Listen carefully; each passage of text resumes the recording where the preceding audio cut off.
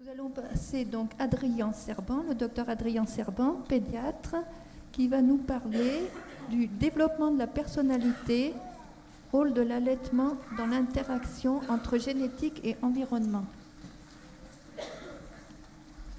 Donc, merci de m'avoir invité pour parler. Je ne m'attendais pas qu'il y ait autant de monde, donc je remercie à tout le monde d'être venu. Donc, je vais essayer de faire le point sur l'attachement. C'est un sujet qui m'intéresse beaucoup déjà depuis quelques années. Donc, je suis pédiatre, mais j'ai aussi une formation en psychothérapie et j'ai travaillé pendant quelques années auprès d'adultes qui ont ce qu'on appelle des troubles de l'humeur, des troubles de l'axe 1, donc qui ont surtout des troubles anxieux ou des troubles de l'humeur. Et donc, c'est ce qui m'a amené à m'intéresser beaucoup à l'attachement, en revoyant un peu le début de la vie et puis qu'est-ce que ça donne plusieurs décennies plus tard. Donc, mon exposé sera en 3 parties, donc, qui seront relativement distinctes. Une première partie, ça va concerner l'environnement. La deuxième partie va concerner ce qu'on sait aujourd'hui sur le développement du cerveau. Et enfin, la troisième partie sur la génétique. Donc, entre chaque partie, je vais faire une toute petite pause et il y aura la possibilité de poser entre 2 et 5 questions. Donc, je vais commencer. Donc, d'abord, on va parler de l'attachement et on va regarder le travail qui a été fait dans les années 50-60 par les anthropologues. Donc, comme beaucoup d'entre vous le savent déjà, ceux qui ont lu le bouquin qui est super à la mode aujourd'hui dans le monde entier, Sapiens, on sait qu'aujourd'hui, l'homme, Homo sapiens, tel qu'il est aujourd'hui, il existe depuis environ 150 000 ans. Donc, 150 000 ans, c'est-à-dire que l'Homo sapiens d'il y a 100 000 ans, si on le prenait, on le mettait dans la vie d'aujourd'hui, il pourra apprendre notre langue, apprendre à utiliser un ordinateur et conduire une voiture sans grande difficulté. Probablement plus facilement qu'un octogénaire d'aujourd'hui qui n'a pas été confronté à ces milieux de communication relativement récents. Donc, les humains, il existe par contre déjà depuis presque 3 millions d'années. Donc, c'est super intéressant de regarder comment l'humanité a vécu jusqu'à ce qu'il n'y a pas très longtemps. Donc, de regarder ce que les spécialistes de l'attachement et les anthropologues appellent l'environnement idéal, d'adaptation idéale pour l'humain. Donc, culturellement, depuis presque le Moyen-Âge, on pensait que les sauvages étaient une espèce de bête méchante et qui avaient absolument besoin d'un cadre régulateur, sinon ils étaient uniquement égoïstes, violents, et sans ce cadre régulateur, chacun aurait lutté contre l'autre. Donc c'est l'hypothèse qui a été mise en 1651, c'est Thomas Hobbes qui a écrit un livre qui s'appelle Léviathan, dans lequel il disait que l'homme lutterait contre l'homme. Donc, ça a été comme ça jusqu'au milieu des années 60. Marshall Saling, qui est un anthropologue et qui a fait le point sur les études qui existaient à l'époque auprès des peuples de chasseurs-cueilleurs qui vivaient dans des conditions originales, donc qui n'avaient pas eu de contact encore la civilisation. Il faut savoir qu'on n'a pas d'autre accès à savoir comment l'humanité a vécu dans cette période-là, pour la simple raison qu'ils n'ont resté aucune trace. Donc, ils ont eu très peu d'impact sur leur environnement, ils l'ont très peu modifié. Ce n'est pas du tout le cas de nous aujourd'hui. On va laisser beaucoup de traces pour les anthropologues futurs. Donc, ce qui est intéressant de savoir, c'est que les chasseurs-cueilleurs vivaient dans des groupes entre 20 et 50 personnes, qui étaient en partie de la même famille, mais pas tous. Donc, il y avait environ 50% qui faisaient partie de la même famille, les autres non, ils n'avaient pas de liens familiaux. Et ces groupes étaient marqués par une grande liberté, chacun avait une grande autonomie, une grande fraternité dans le sens où ils s'entraidaient tous, et il n'y avait pas de structure hiérarchique. Dans leur mode de pensée, dans leur culture, il n'y avait pas non plus une religion qui avait un rôle régulateur des comportements sociétaux. C'est-à-dire qu'il n'y avait pas de hiérarchie et il y avait une égalité entre les hommes et les femmes. Donc, dans ce modèle, ce qu'on appelle le modèle des chasseurs-cueilleurs, il a été étudié comment les enfants étaient éduqués. Et un des pionniers, celui qui a fait un énorme travail là-dessus, peut-être le plus grand, donc qui a beaucoup étudié l'enfance dans ces milieux de chasseurs-cueilleurs, c'est Melvin Konner, qui est un psychiatre et anthropologue américain et qui a écrit un grand livre qui s'appelle Evolution of Childhood, super intéressant à lire. Et donc, il a étudié des différents groupes de chasseurs-cueilleurs qui n'avaient pas de lien entre eux à la recherche des points communs. Donc, par rapport à l'allaitement, c'est très intéressant de constater que dans tous les groupes de chasseurs-cueilleurs, donc qui ont existé pendant des dizaines, voire des centaines de milliers d'années, l'allaitement était très fréquent. C'est-à-dire, il était environ 3-4 fois par heure. Et c'était des périodes d'allaitement très brèves. Et on sait aujourd'hui, enfin les biologistes ont mis en évidence que le lait maternel, en fait, il est très peu calorique. Et donc, le bébé a besoin de téter très souvent pour avoir un apport calorique adéquat. Donc, l'allaitement allait jusqu'à l'âge de 2 ans. Donc, c'est la recommandation de l'OMS aujourd'hui, allaitement pendant 2 ans. Et les sociétés de pédiatrie ont repris allaitement jusqu'à 1 an, c'est les recommandations officielles. Et donc, ça allait jusqu'à 2 à 4 ans. Le cododo, il était extrêmement fréquent. Donc, il y a un grand débat autour du co-sleeping aujourd'hui, mais je pense que dans quelques années, ça va se clarifier que le cododo, en soi, n'est pas un facteur de risque réel de mort subite. Mais bon, on ne va pas rentrer dans ces discussions-là. Mais le cododo était quand même très fréquent, voire constant, dans les groupes de chasseurs-cueilleurs. Et le contact physique constant, il était aussi un groupe des traits qui caractérisaient constamment ces groupes de chasseurs-cueilleurs. Après, on a d'autres facteurs comme l'indulgence envers les enfants, le fait de partager la garde des enfants entre des différents membres du groupe, pas que de la famille, du groupe. L'implication du père, elle était dans certains groupes très fréquente, comme chez les ACTA et les H, mais pas dans tous les groupes de chasseurs-cueilleurs. En fait, il y avait 10% des papas qui étaient impliqués dans les soins auprès des enfants. Ça dépendait si les groupes vivaient dans des écosystèmes où il y avait la chasse qui apportait le plus de calories ou la recherche de nourriture, gathering, qui apportait le plus de calories. Si c'était la chasse, les papas étaient moins impliqués. Si c'était plus la recherche des fruits et des légumes, ils étaient plus impliqués. Quand même, la mère, elle était au premier plan. Le jeu dans des groupes d'enfants d'âges différents, c'était très fréquent, donc très important. Une enfance et adolescence sans aucune obligation, très fréquent, et la sexualité libre pendant l'adolescence. Avant l'âge adulte, elle était fréquente également. Mais ce qui était extrêmement fréquent, c'est l'allaitement. Enfin, évidemment, il n'y avait rien d'autre, mais aussi un allaitement fréquent et prolongé. Ensuite, il y a eu la révolution agricole, c'est-à-dire la découverte de l'agriculture du sédentarisme, qui ne remonte qu'à environ 12-15 000 ans avant Jésus-Christ. Donc c'est quelque chose de récent qui a beaucoup bouleversé le mode de vie des humains. Et on a eu la chance de trouver des écosystèmes où cohabitaient des groupes de chasseurs-cueilleurs avec des groupes des premiers agriculteurs, comme les Aka et les Ngandu, c'est des groupes de pygmées en Afrique de l'Ouest.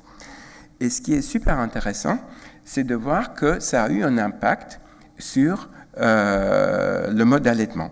Donc, dans les groupes de chasseurs-cueilleurs, les relations dans le groupe étaient des liens surtout émotionnels. Donc, c'était des groupes basés sur l'égalité, l'autonomie et le partage. L'allaitement, dans ces cas-là, il était dirigé par l'enfant, donc il était fréquent avec un sevrage tardif. Le contact physique très étroit et l'éducation non autoritaire. Chez les agriculteurs, les liens étaient devenus beaucoup plus matériels. les liens, ils étaient marqués par l'autorité, l'obéissance, le pouvoir, c'est-à-dire que ceux qui avaient le plus de biens et le plus de pouvoir étaient toujours censés à défendre leurs revenus, enfin leurs biens. L'allaitement était dirigé par la maman, donc il était plus espacé, le sévrage était plus précoce, le contact est devenu plus distant par la parole et l'éducation plus autoritaire.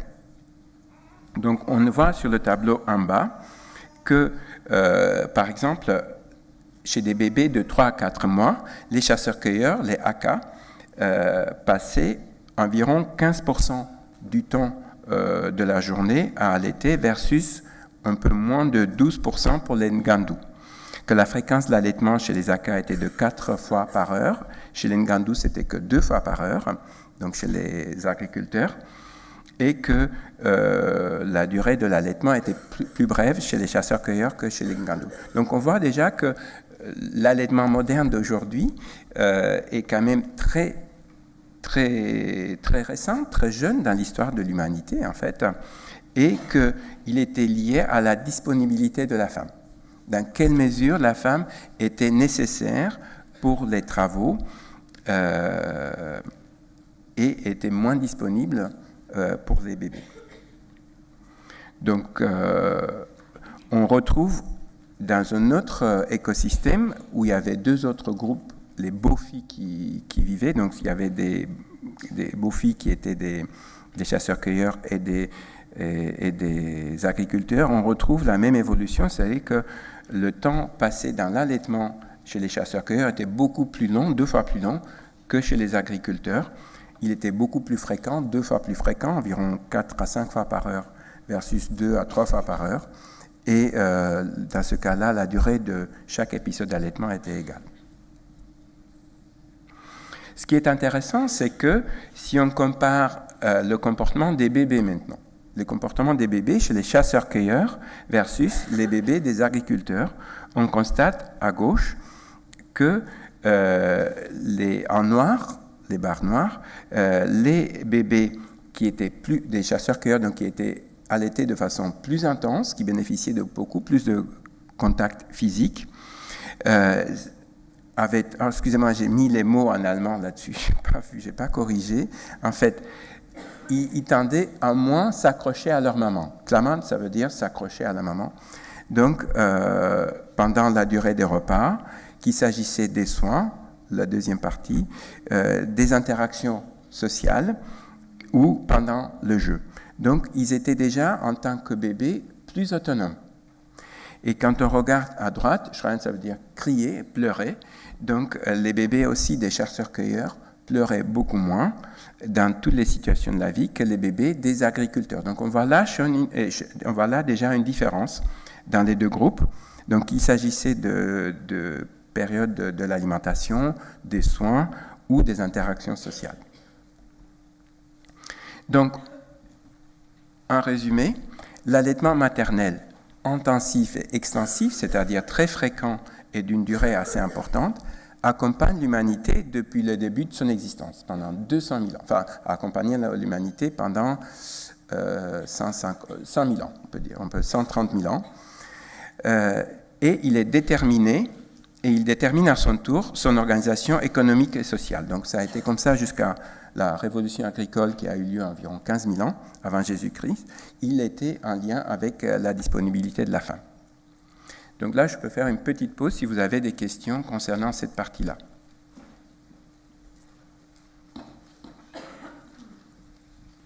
Bonjour, Annabelle, sage-femme en Savoie. Est-ce que l'on sait si l'allaitement maternel était partagé entre plusieurs femmes, plusieurs mères donc, ou est-ce que c'était exclusivement la mère qui allaitait son propre enfant ? Effectivement, je vais en revenir dans mon exposé un peu plus tard là-dessus, la notion de alloparenting, c'est-à-dire que plusieurs personnes étaient impliquées dans les soins auprès du bébé de la même manière que la mère elle-même. Donc c'est vrai qu'il y avait d'autres mamans qui étaient en même temps maman avec d'autres enfants qui allaitaient aussi les bébés. Ouais. Donc dans ce cas-là, je vais continuer. Donc là, on va regarder la notion d'attachement. La notion d'attachement qui a été développée par le psychiatre anglais John Bowlby au milieu du siècle dernier. Il avait déjà des prédécesseurs, des éthologues, donc des scientifiques qui ont étudié le comportement animal. Donc un des précurseurs de Bowlby et un des amis avec qui il a échangé aussi plus tard, c'est Konrad Lorenz, qui a étudié les oies sauvages, toute sa vie elle a étudié les oies sauvages, et qui a défini la notion de imprinting, c'est-à-dire que, par exemple, chez les oies sauvages, la première personne ou objet qui bouge et qui est de relativement grande taille, qu'il voit entre, je pense, la 3e et la 6e heure après l'éclosion de l'œuf, va être...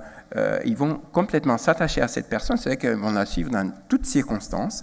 Quand elle va disparaître, elles vont être en panique, ils vont hurler, ils vont attirer leur attention, tâcher d'attirer l'attention sur elle, et ça va continuer comme ça jusqu'à l'âge adulte, et pendant toute leur vie.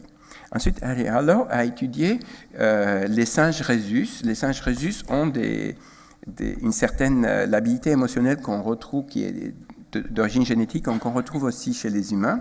Donc, ça s'apprête très bien à étudier l'attachement. Et il a fait le constat que, contrairement à ce que les psychanalystes disaient à cette époque-là, c'était dans les années 1950, que le bébé recherche toujours la satisfaction de ses besoins et que le lien qu'il développe à sa mère, ça passe par le fait que la mère, elle est nourricière. Il a montré que les singes rhésus s'attachent non pas à la pseudo-maman qui leur propose le lait, donc l'objet avec le biberon, mais à la pseudo-maman qui leur propose quelque chose, une sorte de chaleur, quelque chose d'enveloppant. Donc la pseudo-maman, enfin le surrogat de maman avec une peau douce. Donc John Bowlby a dit aussi, en 1959, il est dangereux d'être un enfant. Donc c'est très intéressant cette phrase. Et en effet, le bébé a une plasticité cérébrale qui est très importante. Et par exemple, à la naissance, le bébé, le volume cérébral ne fait que 25% du volume cérébral à l'âge adulte. Il grandit jusqu'à 75% pendant la première année et 90% à la fin de la 3e année. C'est pour ça qu'on voit aujourd'hui un phénomène qui est malheureusement très très fréquent, la plagocéphalie positionnelle des bébés qui sont tout le temps allongés sur le dos et qui sont très très peu pris dans les bras, à mon avis. Mais pas uniquement la plagocéphalie, il peut avoir aussi d'autres origines, mais c'est un autre débat. Et la théorie de l'attachement, donc, qui a été développée encore une fois par John Bowlby dans les années 50, a été étudiée aussi un peu plus tard, dans les années 60, pour voir comment elle évolue dans le temps. Donc il y a une étude qui est, parmi beaucoup d'autres, on a étudié 50 personnes sur une période de 21 ans. Donc cette personne on a étudié leur style d'attachement à l'âge de 1 an, et ensuite à l'âge de 21 ans, à travers ce qu'on appelle la situation étrange. Donc c'est vous avez peut-être entendu parler, mais on met, selon un scénario bien défini à l'avance, bien protocolisé, on met l'enfant en situation de séparation avec sa maman et on observe son comportement. Et ensuite, pour les adultes, c'est un interrogatoire structuré. Et donc, on constate que 75% des personnes testées sont restées dans la même catégorie d'attachement sécure ou insécure. Vous savez qu'on définit tout bébé s'attache à un adulte. L'attachement, c'est quelque chose d'inévitable. Tout bébé s'attache. Et ensuite, on parle de qualité de l'attachement, sécure ou insécure. Et donc, 3/4 des enfants ou des gens qui existent donc, ont la même qualité d'attachement à l'âge adulte que pendant l'enfance. Cela est modulé par les événements traumatiques, s'il y en a ou pas dans la vie. Donc, s'il n'y a pas d'événements traumatiques, des enfants sécures, qui ont un attachement sécure à l'âge de 1 an, vont toujours garder cet attachement sécure à l'âge de 21 ans, à l'âge adulte, 85%. Et ceux qui sont insécures à l'âge de 1 an, 75% vont toujours être insécures, mais 25% deviendront sécures si leur vie évolue sans aucun événement traumatique. Par contre, parmi les insécures, si à cette insécurité, ça ajoute des événements traumatiques, 90% vont rester insécures. Et chez les enfants qui sont sécures, donc il y a environ, s'il y a des événements traumatiques au courant de leur vie, il y a 2/3, 66% qui vont être encore sécures à l'âge adulte, donc qui vont avoir une résilience qui va leur permettre de surmonter ces événements traumatiques. Et 1/3 quand même va basculer dans un style d'attachement insécure. Donc on voit à quel point l'attachement qui se construit dans la première année est résistant au courant de la vie. Maintenant, on va essayer de faire le point sur ce qu'on sait sur le cerveau émotionnel et le cerveau rationnel. Vous savez que Descartes et toute notre culture occidentale est fortement influencée par la raison. Et Descartes a dit en 1641 dans son livre Méditation, cogito ergo sum. Ça veut dire que si moi je pense, c'est ce qui me caractérise en tant qu'humain.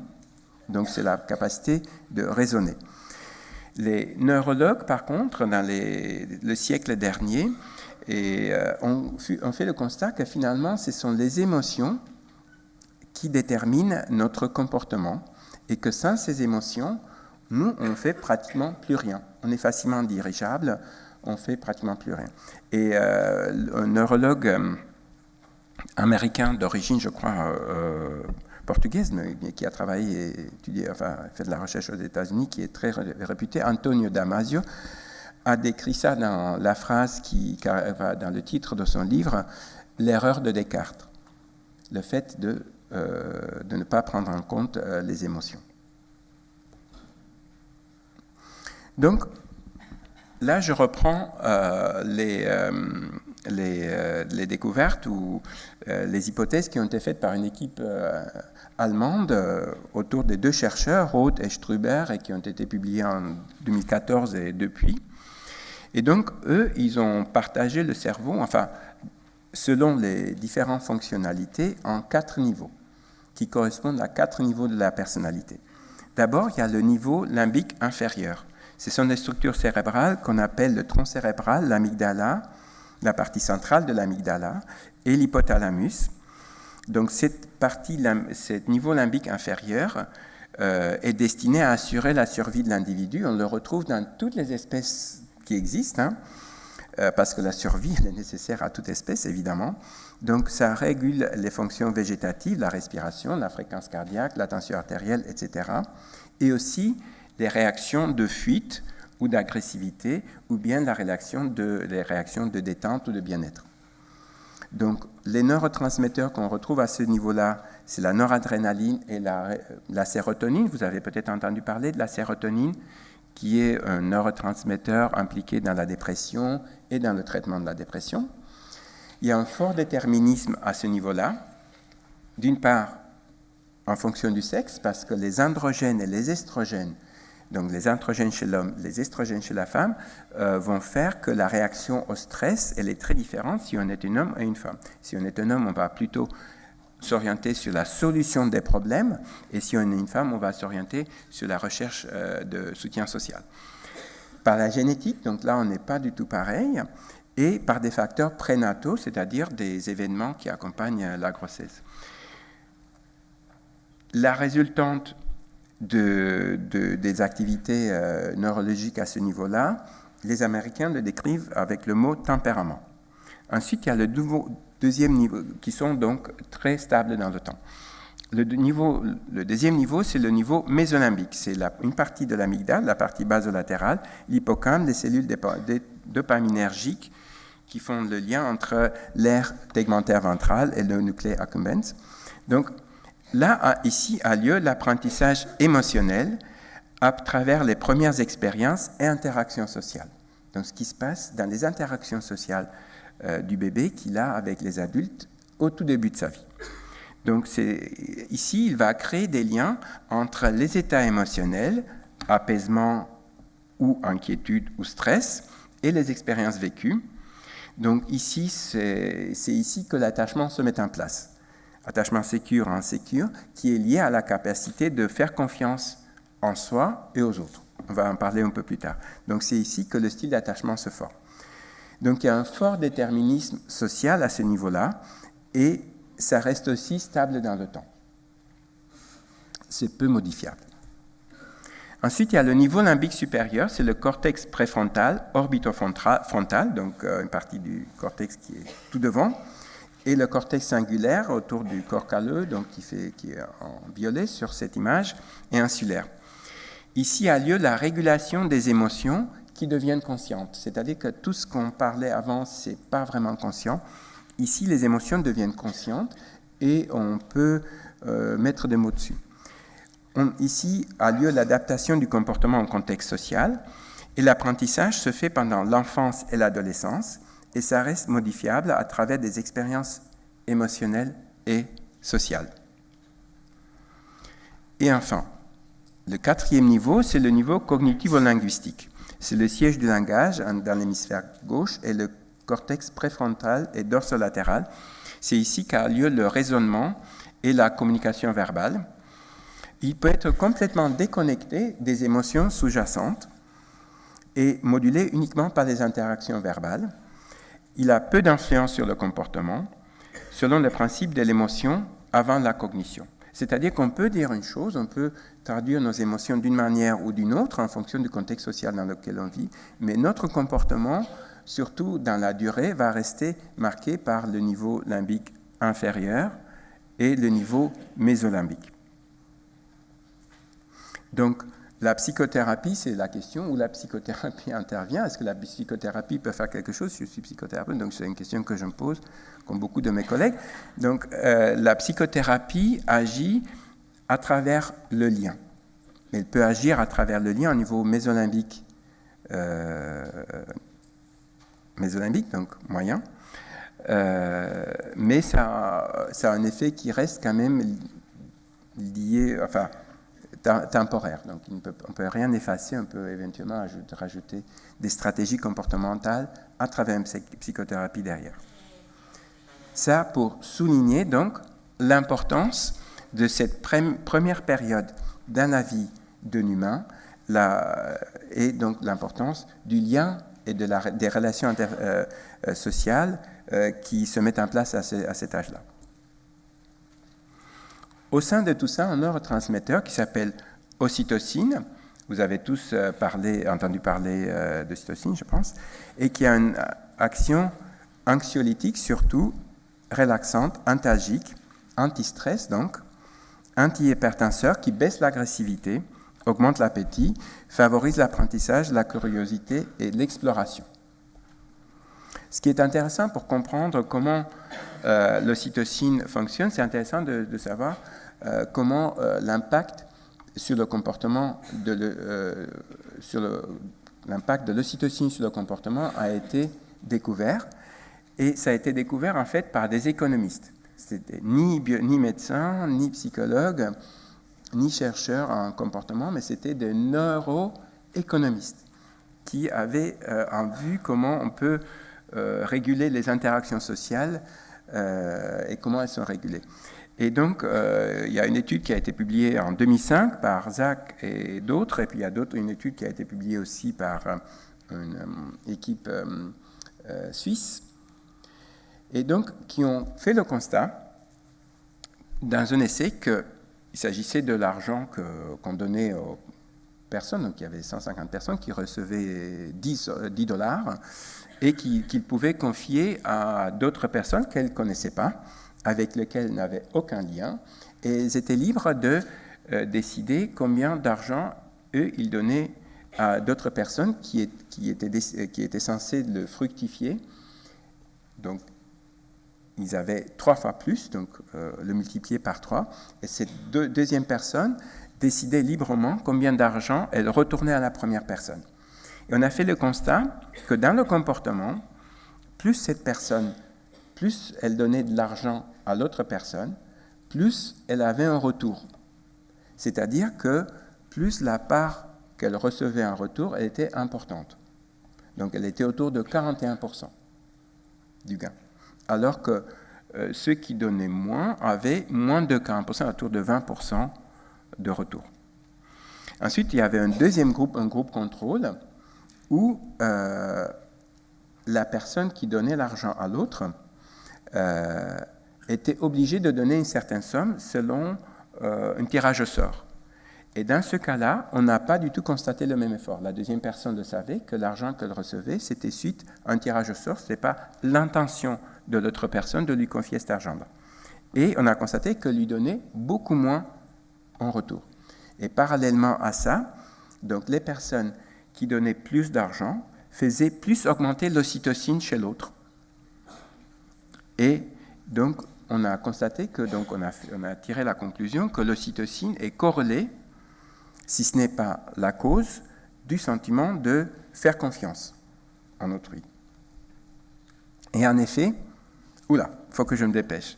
Donc, en effet, l'ocytocine, qui est aussi l'hormone de l'amour, enfin, plein d'études là-dessus, donc elle est contagieuse. Donc là, il y a une autre expérience qui a été faite.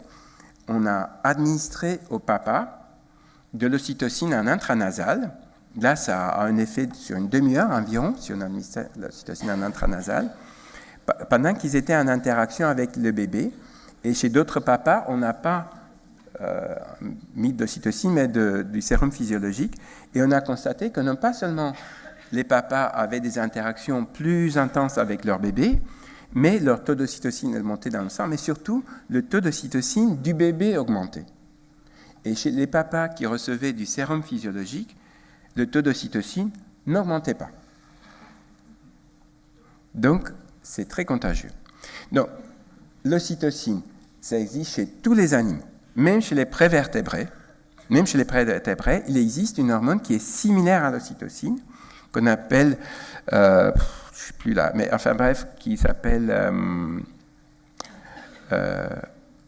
vasotocine. Okay? Et donc, même chez la tortue, on retrouve quelque chose de similaire à l'ocytocine, mais c'est cette vasotocine. Et ça a un effet aussi pendant ce qu'on appelle l'accouchement. Donc, chez la tortue, la vasotocine va augmenter quand elle va aller sur l'île où elle va poser ses 100 œufs. Elle va augmenter pendant l'expulsion des œufs. À l'expulsion des œufs, elle va baisser. Et la tortue ne va plus du tout s'intéresser à sa progéniture. Et sur 100 œufs, ils vont survivre 10. Et ça va être bien comme ça, pour l'espèce, ça va être largement suffisant. Donc, chez l'humain, par contre, l'ocytocine augmente surtout après l'accouchement. C'est là que les plus grands pics d'ocytocine se retrouvent, à 15 minutes après l'accouchement. Le problème, c'est que la péridurale, par exemple, elle inhibe ce taux postnatal d'ocytocine. Donc, il y a des travaux super intéressants à ce sujet. On ne va pas insister là-dessus. Donc, ça pour dire que l'ocytocine, l'allaitement, ont un rôle déterminant dans le processus de maturation du cerveau émotionnel. En lien avec ce qu'on appelle aussi l'intelligence émotionnelle, c'est un vecteur de la qualité de l'attachement et conditionne le bien-être psychosocial, l'intelligence émotionnelle. Sérotonine. Sérotonine, je ne sais pas si vous savez qu'il y a deux types de ce qu'on appelle des transporteurs de sérotonine.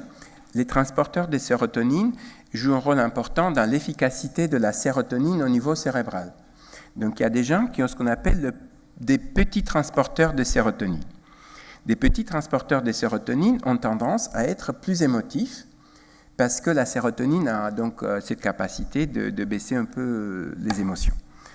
Et donc, c'est comme, si vous voulez, il y a une rivière à traverser, puis on a un tout petit bateau. Et bien, ce petit bateau, il va mettre du temps à traverser la rivière, et ça va être plus difficile. Il y a certains bateaux qui ne vont pas traverser. Et puis, il y a des personnes qui ont des grands transporteurs d'ocytocine, et donc, qui va avoir une humeur un peu plus stable en général. Donc, tout ça, on sait très bien où elle est. Il y a un gène qui codifie pour ça, donc c'est le gène du transporteur de l'ocytocine au niveau du promoteur du gène. Bref.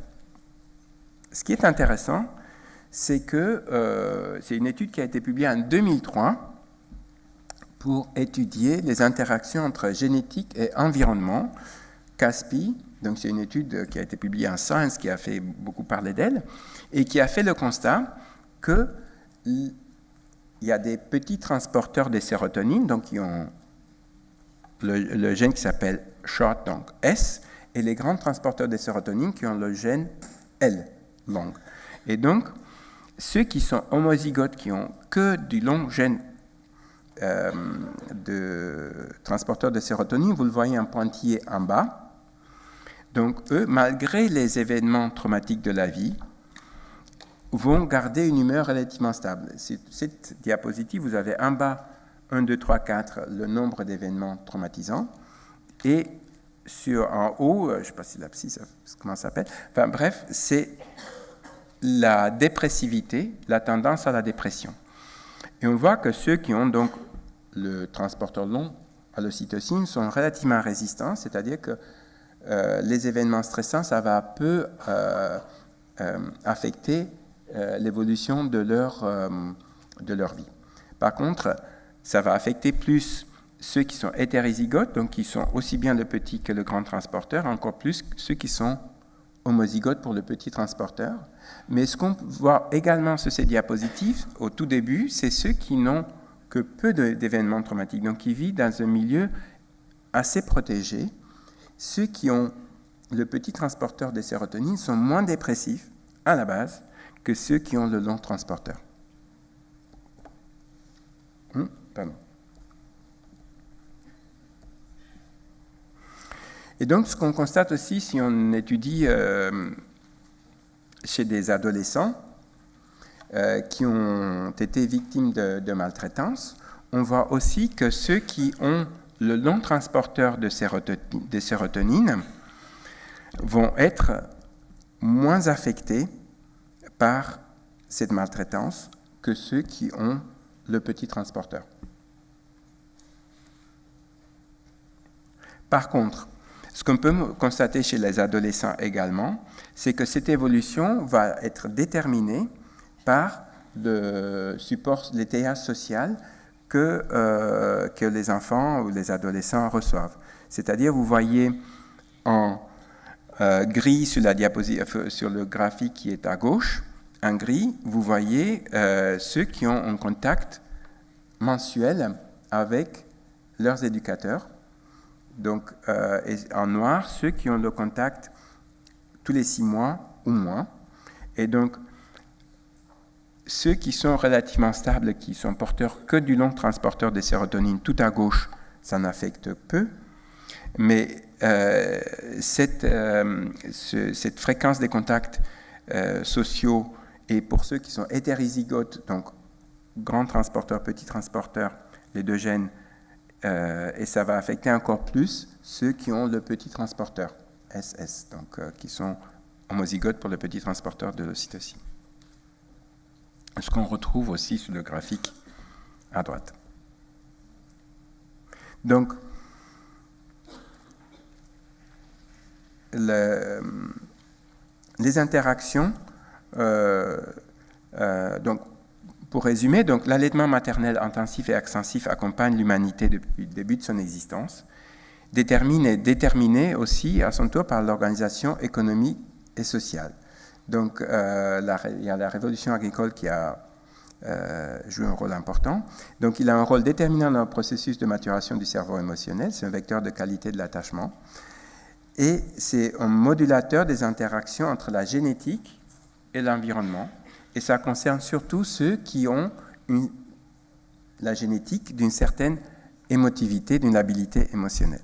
Donc là, je vais finir sur 2 diapositives, mais qui sont très, très importantes. En 2013, il y a un ouvrage qui a été publié aux États-Unis par des anthropologues, des neuroscientifiques, qui s'appelle Evolution, Early Experience and Human Development, et dont la conclusion, c'était, donc ils ont essayé dans cet ouvrage de définir quelles sont les conditions idéales pour nous en tant qu'humains, avec une histoire de 150 000 ans, encore aujourd'hui. Donc, le contact physique étroit et constant, c'est très important. La sensibilité et la capacité de répondre rapidement, voire immédiatement, aux signaux du bébé, c'est-à-dire de répondre à ses pleurs le plus vite et le plus rapidement possible. L'allaitement, fréquemment et jusqu'à l'âge de 2 à 5 ans. la possibilité pour les enfants de jouer librement dans la nature, dans un environnement naturel, de jouer dans des groupes hétérogènes par rapport à l'âge, pas des groupes d'âge similaires. Donc, le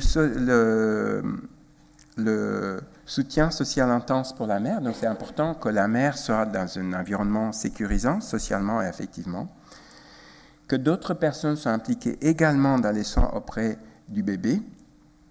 La notion de alloparent, ça veut dire que d'autres personnes s'occupent du bébé comme s'ils étaient parents. Donc c'est pour ça que c'est difficile à traduire ça en français, mais c'est la notion de alloparent, c'est-à-dire que c'est d'autres personnes, mais qui exercent la fonction des parents, plus l'accouchement naturel. Donc, j'ai beaucoup aimé la phrase d'un des chercheurs qui a écrit dans ce livre, Jack Panksepp, qui a beaucoup étudié les rats. Il a montré que les souris sont capables de rigoler comme nous les humains. Donc le principal message des neurosciences comparatives modernes est que les enfants qui débutent leur vie entourés de tendresse et de protection ont les meilleures chances de mener une vie heureuse. Je vous remercie de votre écoute et de la patience pour ce long exposé.